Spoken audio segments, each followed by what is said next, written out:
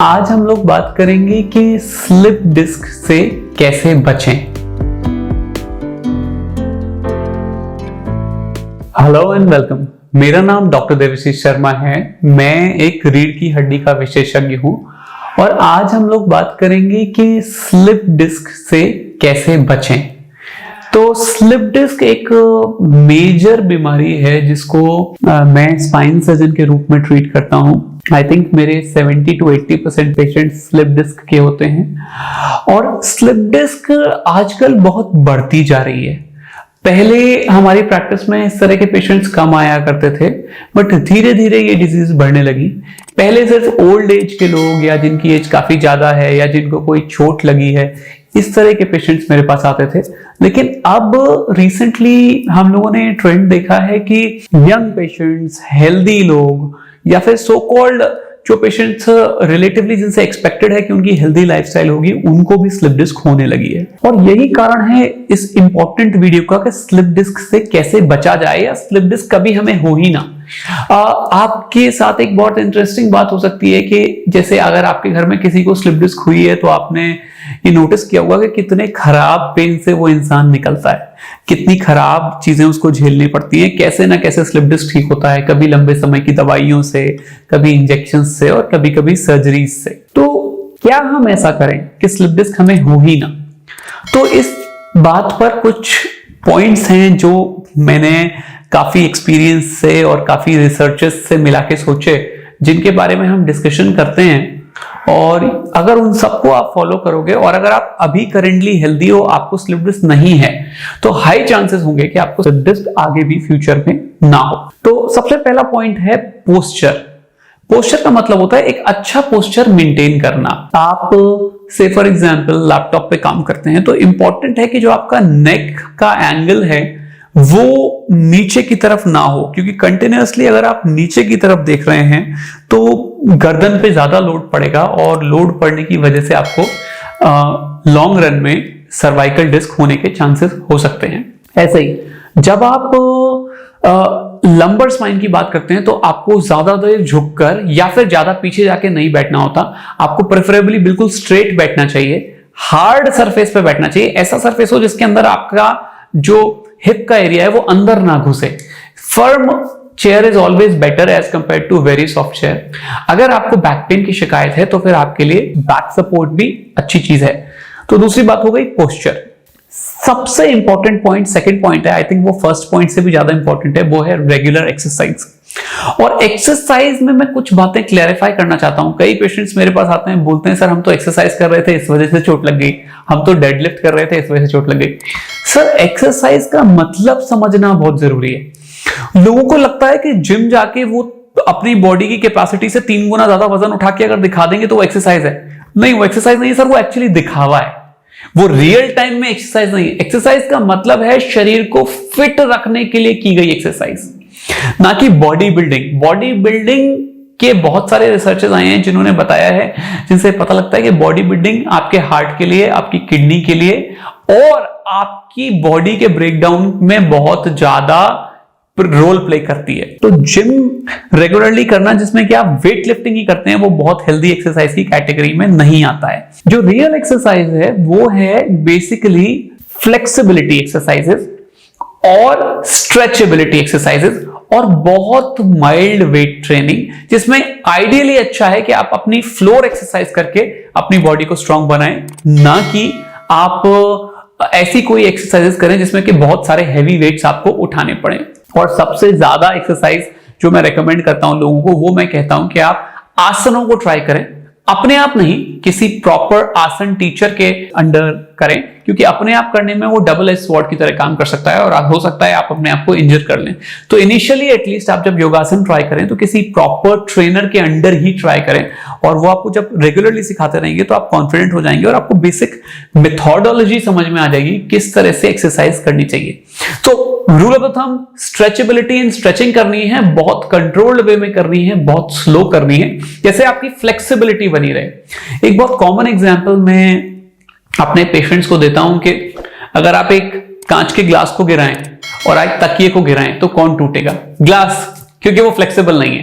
तकिया फ्लेक्सिबल है तो वो नहीं टूटेगा। तो जितनी आपकी बॉडी फ्लेक्सिबल होगी उतने कम चांसेस हैं कि आपको स्लिप डिस्क या कोई भी जॉइंट और मस्कुलोस्केलेटल सिस्टम की बीमारी आए। आप जितने फ्लेक्सिबल हैं, जो योगा करते हैं उनकी बॉडी बहुत फ्लेक्सिबल होती है, तो जनरली 80, 90, 100 साल तक बहुत कंफर्टेबली जी पाते हैं। तो दूसरी बात ये हो गई एक्सरसाइज की। तीसरी बहुत इंपॉर्टेंट बात आती है वेट लिफ्टिंग टेक्निक्स। बहुत कॉमनली मेरे पास पेशेंट्स आते हैं जिनको स्लिप डिस्क हुई होती है, उन्होंने कोई हैवी वजन उठा लिया होता है। कई बार मेरे पास पेशेंट्स आते हैं जिन्होंने जिम में डेडलिफ्ट गलत तरह से कर ली होती है। तो अगर आप कोई हैवी वजन उठा रहे हैं तो पहली बात, सबसे इंपॉर्टेंट तरीका, उसको उठाइए ही मत। अगर आपको लगता है वजन ज्यादा है, जो एक रेगुलर, जो ऐसा वजन है जिसको आप रेगुलरली नहीं उठाते, तो उसको बिल्कुल अकेले मत उठाइए। Do not be afraid, ask for help. 2 या 3 लोग मिलकर उठाएंगे, 3 लोगों में शेयर होगा, और बिल्कुल कोऑर्डिनेटेड तरीके से उठाइए। तीनों लोग एक साथ ऑन अ काउंट पे वजन उठाइए। मेरे साथ एक बहुत कॉमनली पेशेंट आके बोलते हैं कि सर 3 लोग उठा रहे थे, 2 लोगों ने ताकत लगाई नहीं क्योंकि पहले ही वेट आ गया। तो तीनों लोग ऑन अ काउंट वेट उठाइए, कोऑर्डिनेटेड तरीके से वेट उठाइए, जैसे कि वेट डिस्ट्रीब्यूट हो, और तभी आप उस वेट को मैनेज कर पाएंगे। ज्यादा लोग होंगे तो तभी वो आपको चोट नहीं पहुंचाएगा। तीसरी बात, अगर आप डेडलिफ्ट कर रहे हैं तो पहली बात तो डेडलिफ्ट बहुत कोई बेस्ट एक्सरसाइज कैटेगरी में नहीं आती। अगर आप फिर भी आप डेडलिफ्ट कर रहे हैं तो बहुत लो वेट से करें, बहुत स्लो करें, बेल्ट लगा के करें। आपकी कैपेसिटी जैसे 60 किलो उठाने की, तो 30 किलो के ऊपर कभी जाएं ही ना, क्योंकि ये सबसे बड़ा रीजन है स्पाइन पेशेंट्स का स्लिप डिस्क होने का। और एक बार डेडलिफ्ट होती है, मैंने डेडलिफ्ट नहीं, मैंने ऐसे स्पाइन फ्रैक्चर होते हुए भी पेशेंट्स देखे हैं जिनकी हमें सर्जरीज करनी पड़ती हैं कॉम्प्लिकेटेड। तो डेडलिफ्ट तो बिल्कुल भी करें ही ना। ये सारी बातें हो गई। Next point, weight. अगर आपका वेट बहुत ज्यादा है तो आपको हाई चांसेस हैं स्लिप डिस्क होने का, क्योंकि जो ऊपरी धड़ है और जो नीचे की बॉडी है पेल्विस है, उनके बीच में कोई भी सॉलिड बोन नहीं है वेट लेने के लिए। बस स्टैक ऑफ बोन्स हैं या फिर बोन के छोटे छोटे टुकड़े लगे हुए हैं जिनको हम स्पाइनल कॉर्ड कहते हैं, और उन पे एक्सट्रीम लोड आता है। और जब उन पे ज्यादा लोड आता है और आपका वेट ज्यादा है तो जनरली डिस्क के खराब होने की प्रोबेबिलिटी बढ़ जाती है। तो आपका वेट हमेशा हरदम कंट्रोल में रहना चाहिए। सबसे अच्छा तरीका वेट कंट्रोल करने का जो ओरिजिनल है वो है आपका सेल्फ कंट्रोल या फिर मानसिक कंट्रोल। बट ज्यादातर लोग ये हाई लेवल चीज उनके समझ में नहीं आती है, वो कर ही नहीं पाते। तो इजी तरीका मैं बताता हूं, एक प्रॉपर डाइटिशियन को हायर करिए। डाइटिशियन बहुत हाईली ट्रेंड होते हैं वेट रिडक्शन में, वो आपका वेट एक्चुअली में घटा देंगे। और इंडिया में dietitians generally, relatively dietitian consult इतना बहुत ज्यादा एक्सट्रीम कॉस्टली नहीं होता as compare to develop countries like UK and US, यहां पर डाइटिशियन की कॉस्ट लोग अफोर्ड ही नहीं कर पाते। तो आपको डाइटिशियन अगर मिल सकता है तो डाइटिशियन से मिलिए, वो रेगुलरली आपके फूड शेड्यूल को बना के आपका वेट कम कर देगा। जब आपका वेट 2-4 महीने में कम हो जाए तो उसको मेंटेन करने के लिए उनसे पूछ लीजिए ट्रेनिंग, और उसको बहुत स्ट्रिक्टली फॉलो करिए, क्योंकि वेट एक ऐसी चीज है जिसको कम करने के अलावा कोई चारा ही नहीं है। वो खाली आपकी स्लिप डिस्क नहीं करेगा, आपको हाइपरटेंशन भी कर सकता है, वो आपके घुटने खराब कर सकता है, वो लगभग हर प्रॉब्लम आपकी बॉडी में खड़ी कर सकता है। दूसरी बात है इंपॉर्टेंट, स्मोकिंग। स्मोकिंग करने से बहुत सारी स्लिप डिस्क लिंक्ड है। अगर आप रेगुलर स्मोकर हैं तो स्लिप डिस्क होने के चांसेस बढ़ जाते हैं, क्योंकि स्लिप डिस्क जो हाई अमाउंट ऑफ निकोटीन होती है वो कई सारी स्टडीज से लिंक्ड है स्लिप डिस्क क्रिएट करने में। तो अगर आप स्मोकिंग करते हैं तो स्मोकिंग को क्विट कर दीजिए। स्मोकिंग मेजर रीजंस में है वर्ल्ड में, जो कि एज पर द स्टडीज बहुत सारे लोगों को स्लिप डिस्क होने के चांसेस बढ़ाता है, क्योंकि वो शायद टिश्यू की जो स्ट्रेचेबिलिटी है उसको वो खराब करता जाता है। दूसरी बात यह है कि कंटिन्यूअस एक ही पोस्चर में बैठे रहना भी बहुत अच्छी बात नहीं है।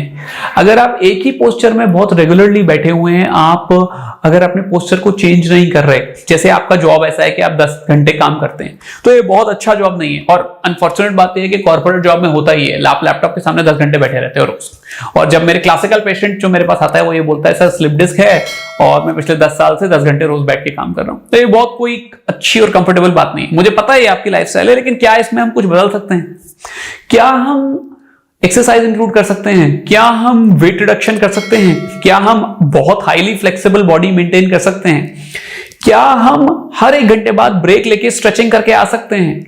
हम अपनी तरफ से क्या कर सकते हैं? जैसे कि मेरी लाइफस्टाइल का पार्ट है कि मेरे को 6 घंटे 8 घंटे 10 घंटे गर्दन नीचे करने की सर्जरी करनी पड़ सकती है, क्योंकि मैं पेशेंट पे काम कर रहा हूं तो मेरी गर्दन नीचे होगी, तो हो सकता है मेरे को सर्वाइकल की प्रॉब्लम हो। तो उसके लिए मैं क्या करूंगा, मैं गर्दन के लिए और स्पेशली एक एक्स्ट्रा एक्सरसाइज करूंगा जो कि मेरी गर्दन को इतना स्ट्रांग रखेंगे कि जो रिकरेंट ट्रॉमा हो रहा है उससे मेरी बॉडी एडजस्ट कर पाएगी। तो हर इंसान की लाइफस्टाइल में कुछ प्रॉब्लम्स हो सकती हैं, जैसे कि कोई लेट ऑफिस से आता हो तो उसके लिए कुछ चीजें एडजस्ट की जा सकती हैं। तो मेरा कहने का तात्पर्य यह है कि प्रॉब्लम है लेकिन सोल्यूशन करने की कोशिश हमें करनी है। तो मुझे लगता है ये सारी चीजें अगर आप करेंगे तो बहुत ज्यादा अच्छा रिजल्ट मिलेगा। एक बात और जो मैं बताना चाहूंगा, एक बोनस पॉइंट एक्स्ट्रा है कि स्ट्रेस मैनेजमेंट। स्ट्रेस होने से भी ये बात बताई गई है कि जो टिश्यू स्ट्रेचेबिलिटी है वो कम होने लगती है। जिनको स्ट्रेस लेवल्स रेगुलरली ज्यादा रहते हैं उनको स्ट्रेच उनकी स्पाइन का कम होने लगता है, और स्ट्रेस मैनेजमेंट ना होने के कारण भी स्लिप डिस्क होने के कुछ चांसेस बताए जाते हैं। तो मैं आशा करता हूं ये सारी बातें अगर आप फॉलो करेंगे, इन सब पे काम करना चालू करेंगे, तो स्लिप डिस्क आपके आसपास भी नहीं भटकेगी और आप हमेशा हेल्दी रहेंगे, ना सिर्फ स्पाइन से बट और भी शारीरिक डिजीज से।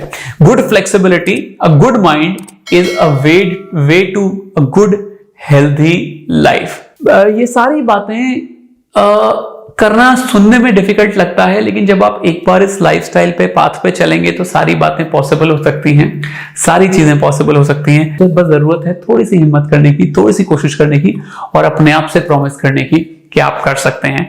और मैं चाहता हूं कि किसी को भी स्पाइन डिजीज ना हो और सब लोग बहुत ज्यादा हेल्दी रहें और किसी को कभी भी कोई दर्द ना हो। तो प्लीज कोशिश करिए। मैं चाहता हूं कि अगर आपको हल्का फुल्का बैक पेन है, हल्की फुल्की प्रॉब्लम है, तो आप उसको खुद ही ठीक कर लें और आपको स्पाइन सर्जन या मेरे जैसे डॉक्टरों पे जाने की कभी भी जरूरत ना पड़े। फिर से मिलूंगा नेक्स्ट वीडियो में। अगर आपको मेरा चैनल अच्छा लगता है तो सब्सक्राइब कर सकते हैं, लाइक कर सकते हैं। अगर आपको लगता है कि किसी से ये वीडियो शेयर करना है तो व्हाट्सएप के थ्रू या किसी लिंक शेयरिंग के थ्रू इसको शेयर भी कर सकते हैं। Thank you very much. Have a very good day.